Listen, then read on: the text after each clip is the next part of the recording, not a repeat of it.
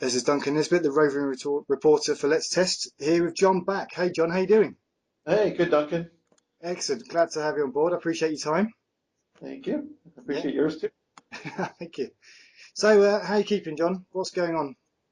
Um, Pretty good. Still at eBay and still every year or so we have a reorg and we optimize, and so I'm still in helping testers look at how best to find bugs and how to get those bugs fixed in a timely way, and uh, so it's always something going on. And so, I know if LinkedIn's anything to go by, you're testing in production, director of testing in production. Yeah, it's director of lifesite quality, and right now I've reorged to a initiative here that we call Commerce OS, which is a suite of APIs and services that follow certain standards, conventions about error handling and tracking uh, in terms of experimentation and how services should be written, like date, time, formatting, consistencies, and different things. Yeah. So, um, so it's actually less on the live site and more internally these days. So to help service developers here develop these services in a consistent way, so that, for example, our mobile teams can consume them. Okay, right. I mean, that's one of the questions I was going to get on to asking. I did have it for later, but I guess now is quite handy. How are you handling the mobile testing? Obviously, with the kind of the raft of devices that are out there now. Well, there's a separate mobile team and that does the mobile testing, and there's all these different kinds of feature teams. Sort of, for example, view item and search backend, that need to think more of the in the mobile mindset, and in services, the way services are consumed is one way that they're thinking about that, like this date time formatting consistencies. So I'm not hands-on in the mobile device testing, but I am more hands-on in how these services are being tested to be compliant with how we need to meet the mobile strategy. Oh, I get it. Yeah. So everyone can work together happily, right? Yes, we're trying to. What's interesting about this new role is that sometimes in the lifesite quality world, you are only acquainted with the failure as opposed to the fault or the root cause. Failures are often what gets reported because they're what gets seen. Like, I found this error message, or this page doesn't refresh. That's the failure that gets reported, right? But what's the root cause? The root cause may be a load balancer failure or a machine that gets marked down over in operations. So that so on the services side, you basically, with the bugs that get reported, you almost start with the root cause. That could lead to a lot of failures, but it's a lot more rewarding to try to go after the root cause first. That may fix many hundreds of failures before they even show up. So I'm much more earlier in the pipeline. Yeah. So you're not looking at the symptoms. You're looking at the cause of those symptoms. Yeah, I'm more close to the causes, which is fun to be a part of. I bet. And a completely different testing strategy as well, I should imagine. Yes. Yeah, it's a lot more around it's a lot more white box testing, around the format of request response headers, Yeah. and how are the SOA calls functioning? How is the data parsed in those packets, uh, contributing to a better flow across services that are dependent on each other? Things like that. Right. Okay. So almost like a more focus on the non-functional aspects, but in your Yeah. world, that's the functional bit. Yeah, that's a good way to put it. Yeah, there's a lot more of the architecture function than my previous role, which was quite the opposite. So That's good. Fantastic. So obviously we're here to talk about Let's Test today as well. yeah, Uh, you've got a keynote and you've got an all-day workshop. on the topic of best practices. Have you got any background to that best practices? Because I should imagine Yes, it's a swear word to some of the people attending. it is. It is. And so the there's something that I've always wanted to explore, and that is this term best practice. And for example, best according to whom? Yeah, Why don't we say good practices? Does someone say, well, this is the very most optimal solution you could possibly do? It works for me, so obviously it's going to work for you. But I'm context driven, so I don't subscribe to that.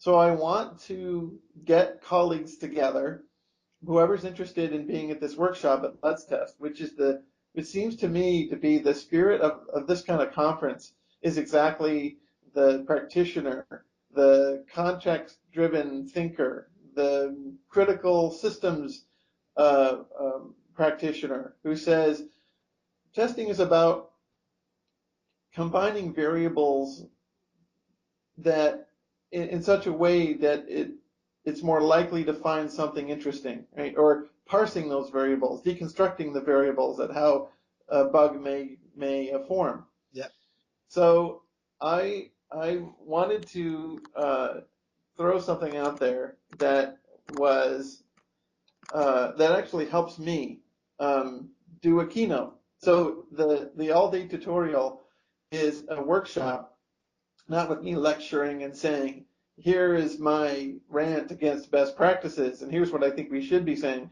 It's my attempt to host a brainstorm.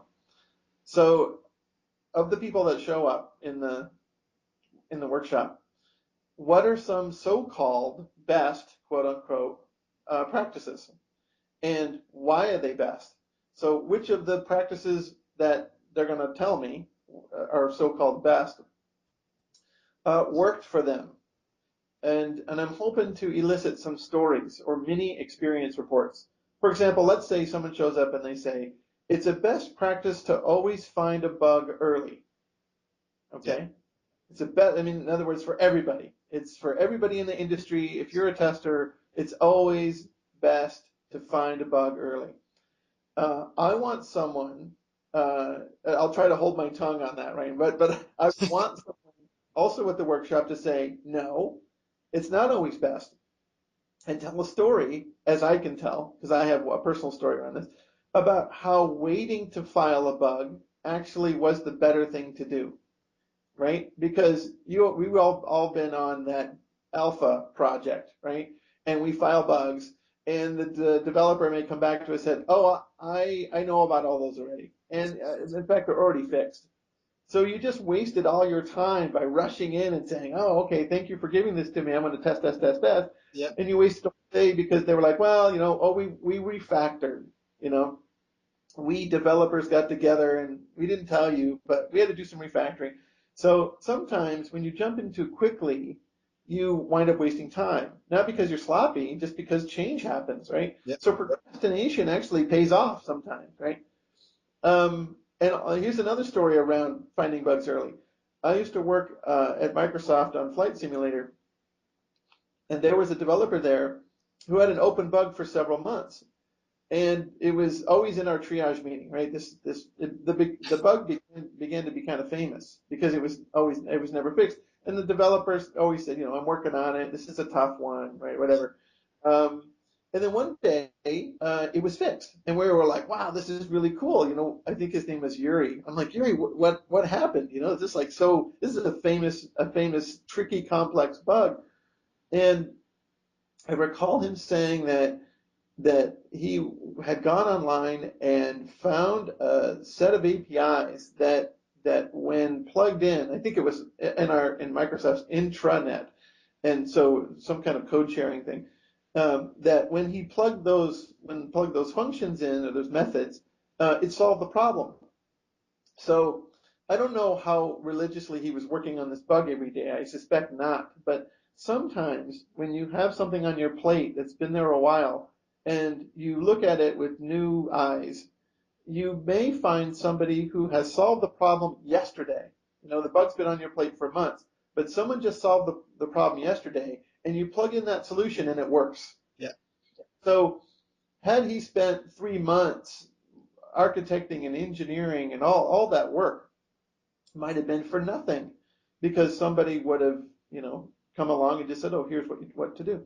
Yeah. So sometimes the so-called best practice, you might say, is to wait for a solution. But I don't want to say that either, because it's not best for everybody. But it is a practice, and it may be good or it may be bad. But let's tell stories about what practices worked and what didn't work, and moreover, what should testers consider when choosing and evaluating any practice? Yeah. So I'm hoping that the three missions that I've got here, what are some best practices, so-called best practices, what practices worked or didn't work, and then telling stories through mini experience reports or whatever, and then what to consider when choosing and evaluating any practice, will lead me then over the next day after this workshop to create a keynote from scratch, right? I already have some thoughts of what the keynote might be, but I have no idea what's going to happen in the workshop. Brave man. And I love the idea of a keynote being fresh out of the box, newly minted, fresh code.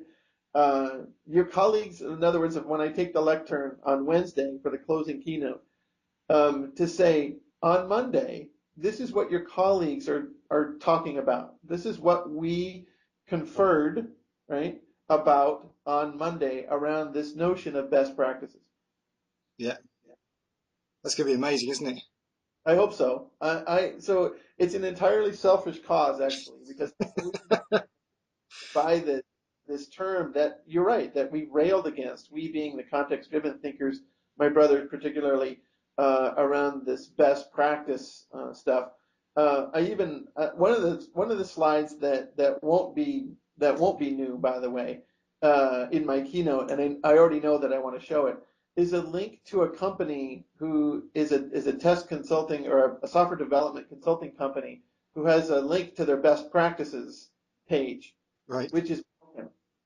And not only is it broken, it's still broken. It was broken 8 months ago, and it's still broken. I tested it the other day.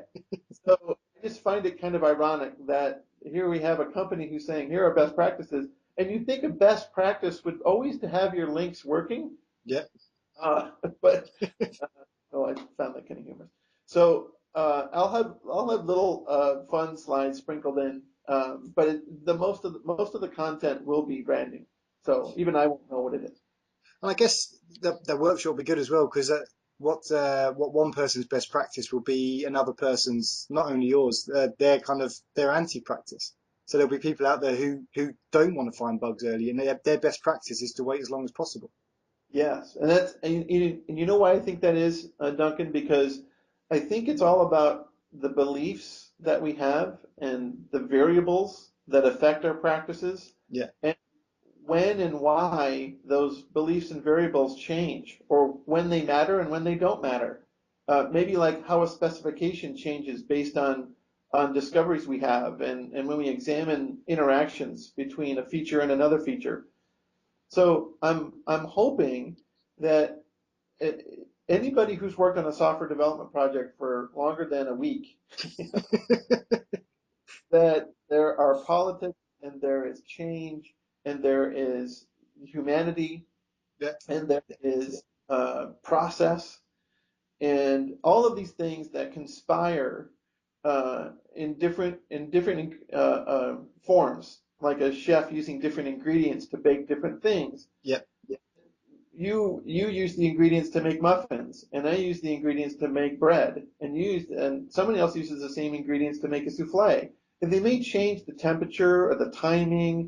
or the amount of salt just by a little bit, but the basic ingredients are the same.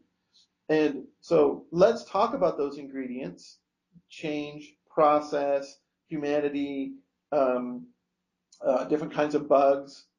For example, when is a P1 bug? You should always fix P1 bugs, right? That's why they're priority one. Yeah. Well, no, that's not the case. You'd think it would be the case, but sometimes you want to figure out what the severity is. So if the severity, the impact is a 4, the lowest in our schema, then maybe it's not a big deal, right? Yeah. So that's one of the things that I hope we talk about is the difference between severity and priority Yeah. and how that may affect the practice. Because I guess if the person who thinks is a P1 leaves the organization or the project, then Yes. there's no longer a P1. Yes, that's a good point. So priority means someone's sense of urgency. And so we can say, well, who is that someone? Yeah. Now, if for us a P1 bug would be, if eBay was, spelled wrong on our homepage, right? It's a severity 4. Certainly, it's a low impact. It doesn't hurt anybody, right? But it's something we have to do urgently, right? We have to fix that. Um, but likewise, there could be a, priority, a severity 1, which is a blue screen or a hang or a crash of some kind, but it's a priority 4 because it only happens at midnight every 30 years. Yeah. So, so it's the context that is really fun and interesting for me to study, kind of like any notion of triage that we do in our work, where we decide if a bug can be fixed, should it be fixed, and how should it be fixed. And the best triage meetings I've been at have people in the room of different domains: customer service, program management, product development, testing, marketing, perhaps, maybe even sales. Yeah, that would be a very expensive meeting, but like that at Microsoft and at LexisNexis, where especially for a highly visible product, every day we had those people in the room. Yeah. And we call it a ship meeting if you want. Ship meeting meaning are we ready to ship today? And so everybody looks at the bug list and they go, this is a 3 impact and a 2 severity, and so we should probably make it a Pri 2, which means it's a service level agreement of 6 days. So yeah, and then someone may chime in from marketing saying, yeah, but we didn't promise that really. We're backing away from that promise. So if you wanted to make it a P3, we could live with that. And then customer service may chime in and say, yeah, we won't get calls on this. So, you can lower its service level agreement even lower if you want to. But that's also good because that mitigates the problem that I see of people arguing on behalf of other people who aren't in the meeting. Yeah. So oh, Joe marketing, he'll rate that as an S1. That has to be done. It's just like, well, let's go and get Joe from marketing in, and it just gets that. So it may be an expensive meeting, but at least the meeting serves its purpose there and then, rather than having follow-up meetings, right? Yeah, it's like any kind of investigation, right? You have people in a room, you maybe using a whiteboard and talking about, okay, what do we need to do to solve this problem?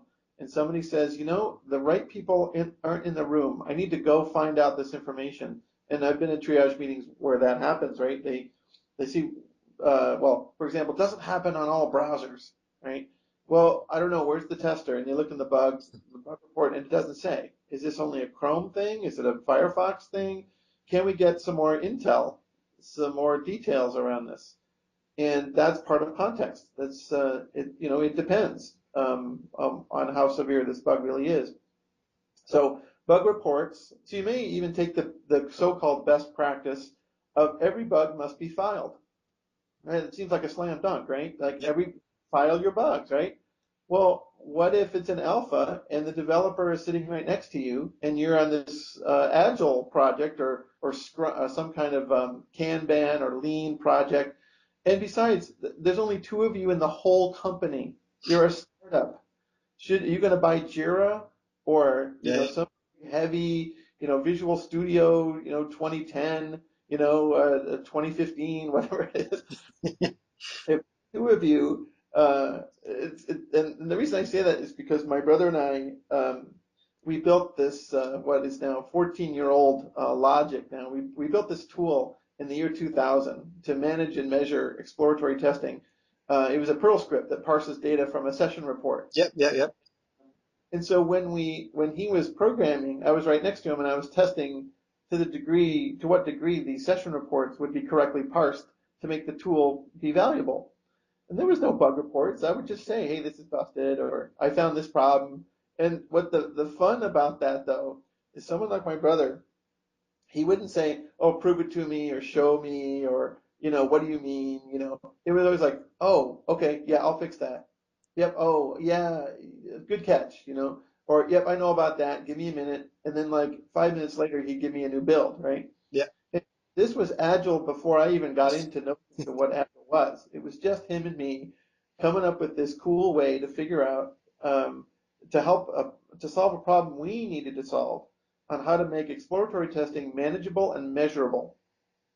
So no bug tracking, no process that was formed. We didn't use CMM, you know, none of these so-called best practices. Our best practice, so-called, between us, was just being ourselves. Yeah. It's just James will be the programmer and I will be the tester. And even when he was programming, I'll bet he'll say that he wasn't like using TDD. He was coding and he was relying on me to be a different set of eyes and a different mindset.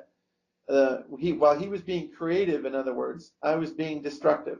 Yeah. And that's kind of like the writer-editor relationship. Yeah. Some writers can't edit their own stuff.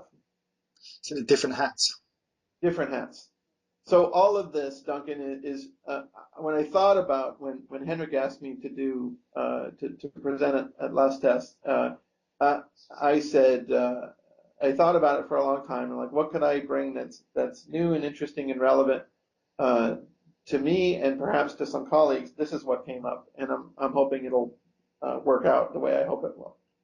It certainly ties in with the kind of experiential theme, doesn't it? Yes, we rely on people's experience.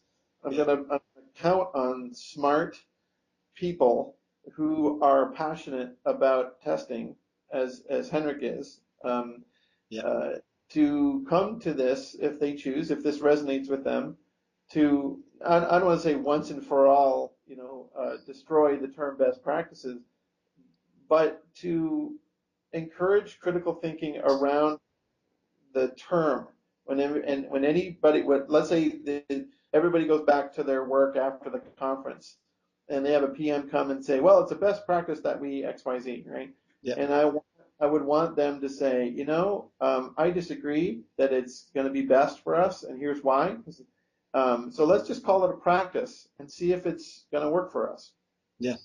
Have the courage, backed by stories from their colleagues, to actually have that kind of conversation. Have you found with regards to best practices, with the kind of emergence of lean ideas about continual improvement and things like that, the term best practice is becoming more taboo? Not obviously there's the critical thinkers and the context driven world, but in the lean communities and the agile communities, there's the idea that it's a best practice suggests that you can't improve on it, when actually we're all about continually improving. Oh, that's a great point, Duncan. I hadn't thought of that. I hope that comes up in the workshop, and I think it's definitely keynote worthy. In fact, you know what I'm gonna do? I'm gonna open Notepad right now. I'm gonna make a note of that. So you're saying best implies that no further improvement is necessary because it's best. It's the top of the Yeah, stack. it's the bestest. Yeah, it's the best. Right. I think that's a fantastic point. It's it's continuous improvement, and you can say, well, then doesn't continuous improvement imply that we'll never get to a state when we can stop? And I will say to that, I would say, no. There's a term that comes to mind, a stopping heuristic, if you will, Yep. called good enough. And good enough does not mean mediocre. Good means quality, and enough means stop. So it means that for the time we have, for the budget we have, for the context we have, further improvement is actually wasteful. So it's an economic principle, right? So take eBay, for example. eBay is a marketplace for people to buy and sell things. Yep. And so you may say, well, I need a new lightning cable for my iPhone 5 because I lost it.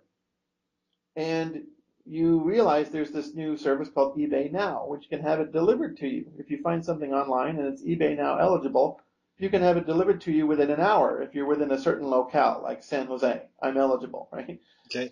And so let's say the price of this cable is $100, right? Yep. And you go, in a normal context, you would go, no way. The cable's like, $20, right? At the most. Yep.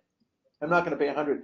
But if you have a presentation that you need to do and your iPhone is crucial to that and you need that cord and no one's around you that has a spare one, you're Yep. going to pay that money.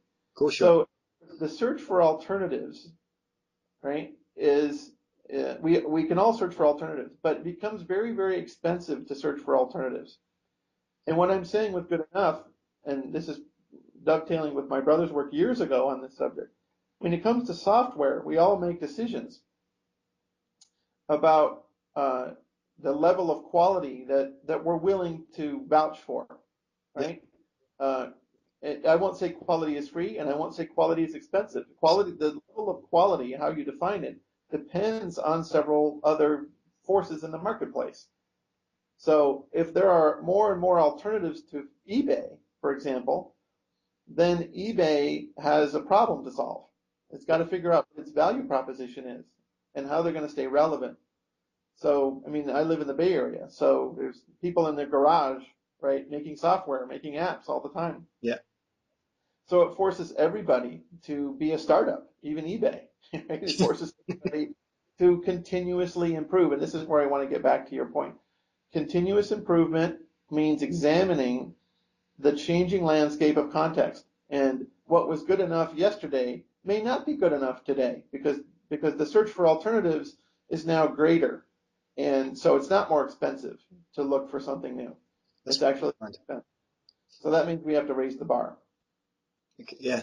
So yeah, so it's either time bound or cost bound or I don't know, yeah, people bound as well if you haven't got the people to improve. Yep. Yeah, and you can see, I think that's brilliant. But boundaries, you're hitting at boundaries. Boundaries are a very important thing. You, like this call will end. Yep. You and me will stop talking at 11 o'clock. We have time boxed this. Now, at 10:59, you and I can make this assessment, like, has this been good enough? And I asked you at the beginning of the call, what's going to happen to this call, this transcript? Because I was just curious what the context was. Yep. Is it on the conference site? Is it going to be an article for a newspaper or a magazine, or is it on? And you said it's on YouTube. Okay, good. So now that sets the context. So, and you're just going to put it out there. So what that told me is it's probably good enough that we talk about the subject matter that I'm passionate about for Let's Test, and you get to ask a few questions, and I give you some good answers. But you decide at the end if it's good enough. In other words, if further time and effort is going to pay off, right? If we're going to 11:05 and 11:10 and further past 11 o'clock, you have to decide that. Likewise, if I just answered two of your questions and I stopped at 10 after 10, you may say that's not good enough. Right? Yeah. We have time, right? We have the further time and effort is not more wasteful. It's actually valuable. Yeah. So it depends on these boundaries that we set for ourselves and to determine if we have the right amount of quality for the price people are willing to pay, and that's economics. Okay, yeah. Makes sense. Excellent. That's a lot to digest then. I know this is what my brother does to me, and for 20 years in this career, he's given me these little gems, and I think for a lot of other people too. But I feel uniquely blessed to have him as my brother because he just thinks this way all the time, Yeah. and this infectious way of getting us with practice to think with that kind of alacrity for ourselves, like thinking about software in terms of economics, thinking about software in terms of journalism Yeah. and testing in terms of, like for me personally, the pursuit of truth, making a report, interviewing sources. Those are all journalistic ideas, but they're key to my work in testing and in Cool. software. Yeah. And it just that's why I've been here so long in this career. He does have a special talent. I had a half-hour conversation with him, and he completely deconstructed my idea of a model I was using. Really? which has just led into kind of a 6 week learning journey of just exploring the testing quadrants. So, Ah, so I was sitting there writing, I was like, curse you, James. But it's great. It's just kind of like, so I'm writing along this model, I'm working it, I'm using it, and it just blows it away. James is a threat to people who don't want to take the energy to think deeply. Yeah. And there are people in the world, a lot of people in the world, in our business, in software testing, that do not want to. They want to find a checklist. They want to, just do the minimum required to move to the next level. Maybe they're a frustrated developer and they're using testing as a necessary evil in their mind to move. Yes. That's Um, stone. I'm hoping and I'm assuming that Let's Test is not those people. Let's Test is people who want to think critically, who want to examine deeply, who want to think about systems and variables and how they conspire to make software fail, and who want to tell stories about what we can do to get better at revealing and thinking about these particular kinds of complex problems. Like, let me, I hope this comes up at the conference, and if not, I'll bring it up. One of the biggest mysteries in our world right now is MH370 and what happened to that Malaysian flight. Yeah. And and my other brother is an airline pilot, and he is confounded. He's got lots of theories. My theory, for example, a week after the incident happened and no one had found any traces, and James and I went on tomnod.com and looked at aerial photography of the ocean to see if we could find wreckage, Yeah. in real time. My theory was electronic fog, the mysterious electronic fog that was reported by a pilot in the Bermuda Triangle, where apparently some kind of space-time anomaly opened up, and he gained 30 minutes on his flight from somewhere in the Bahamas to Florida, and he landed 30 minutes earlier after flying through this weird kind of cloud. And because all the other theories are just totally exhausted, right? And I told my other brother Rob, I said the pilot, I said, watch, in 30 days the plane will just land in China as if nothing had happened. It'll be the opposite. They'll go through some electronic fog and they'll be 30 days late, or whatever. So even though 30 days went by, and I was disappointed to see that the plane didn't land in China, and the passengers were like, "Hey, what's the big deal? What happened?" Yeah. It's still a mystery. And what's fun about these kind of things in software testing is the amount of variables that people have to discover, to uncover, to talk about with this aircraft is is confounding. I mean, it's fascinating, don't get me wrong, but it's really frustrating to know everything that could possibly happen to this plane. And actually, many theories are still viable. Even, well, I don't know, my electronic fog theory is still out there because there's no evidence of the plane yet. So, Being but stripped. there's everything from UFOs to the plane landed in a small atoll that the government controls. Just go on YouTube, right, and look for MH370. I was looking at videos about psychics and what they think happened to it, uh, and you could like hear from like 10 different psychics, and they all have something different. Those mysteries and the quest for the solution is the kind of spirit that I hope people bring to Let's Test, and particularly my session, where we talk about this, stoic conformance notion of this best practice, Yeah. and we have some fun with it, and we say, let's take any obvious best practice and let's destroy it. Let's deconstruct it into what it could be in different contexts, and that's worthy, I think, of a conference. Yeah. I have to say, my experience of Let's Test is that the people there are there because they want to be there. Yeah. From other reports, it's not like a conference where people get sent to because it looks good for an employee to be seen at that conference. Yeah, I hope so. Yeah, I've heard that too. I haven't been yet, and this is my first time, but I totally trust the people that are going to be there, like Ben Kelly and Ian McCowett and Henrik and Rob Sabrin and Ilary Agarter, who I work with eBay. Uh, it's like a party. It sounds like. So I'm eager to be there. So have you got any expectations of Let's Test? Have people been giving you little nuggets? Yes, I hear the food is going to be amazing. Yeah, The atmosphere is going to be like a nonstop party, where a party of thinkers instead of just alcohol and drunken debauchery.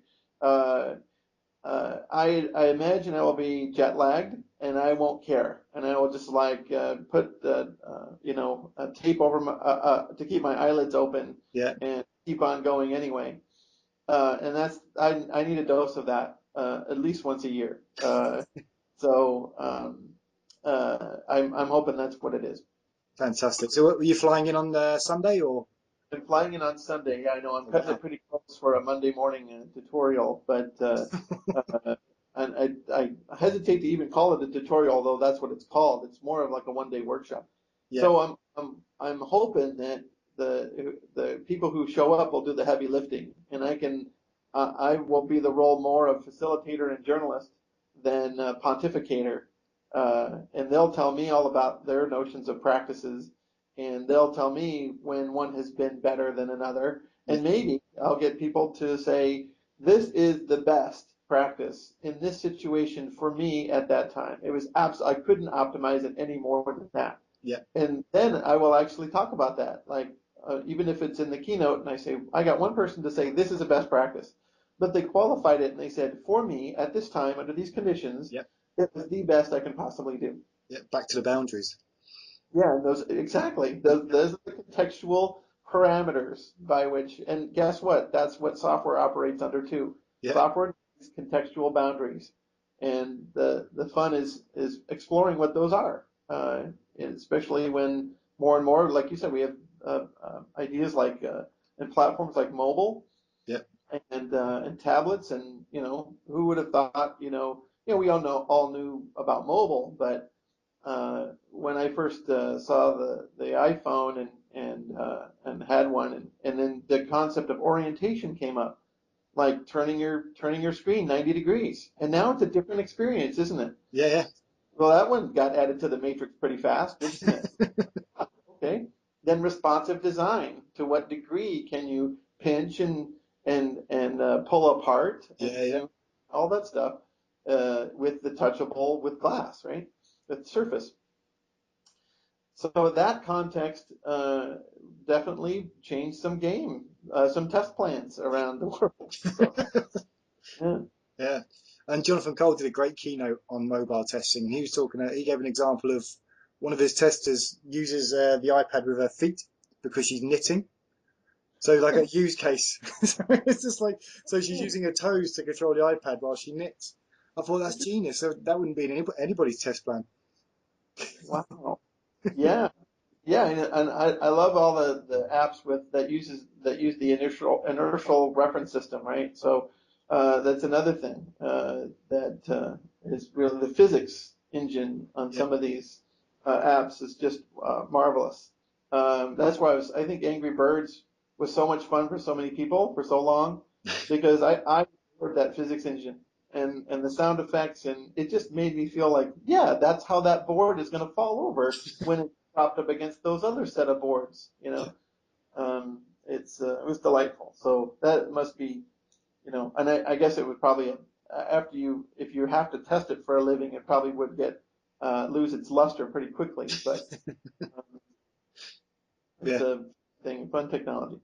As I imagine the testers had some good fun with it though, trying out different unexpected angles. Yeah. That's right. Fantastic. Right. So do you have anything else you'd like to talk about as we kind of wrap up, come to an end? I let me think about. Let me come back to your list of questions you wanted to ask. You asked if I bumped into Hillary. I did mention him. I don't get to bump into Hillary very often, even though he's a colleague here. He works in the EU and I work in San Jose. But um, uh, now and then I ask his advice on things, and he's definitely somebody I consider a close colleague. Uh, and let's see. I'm happy that Ben Kelly is at eBay. and he's bringing a lot to the table, according to Hillary too. And I've had a chance to work with him very, very slightly though, and he'll be at Let's Test, which is great. That'd be awesome. Uh, Is it, I'm uh, looking. Are there any sessions that you're looking to attend on the Tuesday or the Wednesday? Um, I haven't made up my. They all look interesting. So that's the drawback of any good conference is you Yeah. really do have to choose what's going to get your time.